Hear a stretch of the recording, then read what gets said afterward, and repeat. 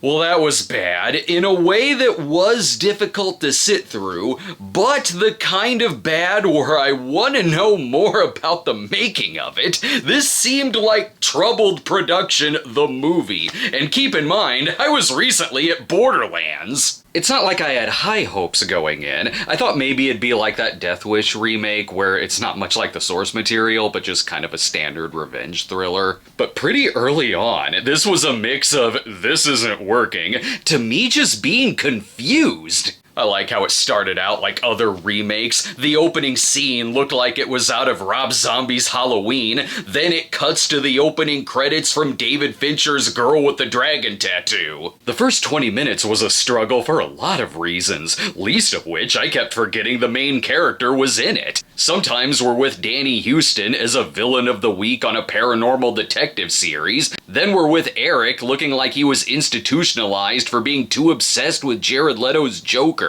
I couldn't tell if we were in flashbacks, if we weren't. Then when it does come together, it's still a meandering, disjointed mess that felt like The Crow set in the world of The Snowman. At least that movie had more to do with snowmen than this has to do with crows. Adding crows to this felt like an afterthought, like it could have been some other revenge story that they just rewrote to be The Crow. There's not even a unique style here. If I went into it cold and just looked at the love story, I'd think I was watching one of those bad Fathom event book romances like Beautiful Disaster. Even the love story is confusing. It's like they've known each other for mere weeks, then act like they've been together for years. The timeline is all over the place, like there's stuff missing. It doesn't help that there's zero chemistry, and sometimes the acting is quite bad. It made me not care about this story or any of the characters. It's a revenge movie centered around characters that I don't care enough about their revenge.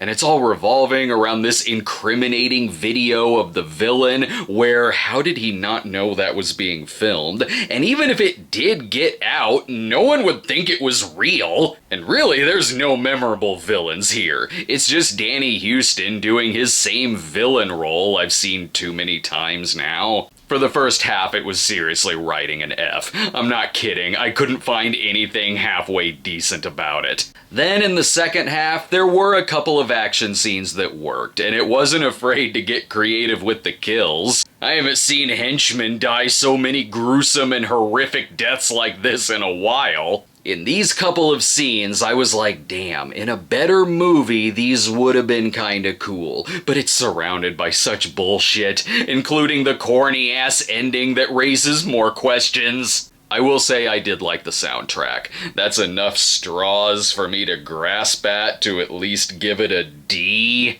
I think the only way this could be saved is if there's a fan edit that puts H. John Benjamin's voiceovers from Boy Kills World over it. Hopefully I'll have a much more superior film tonight when I go see the sequel to War Room.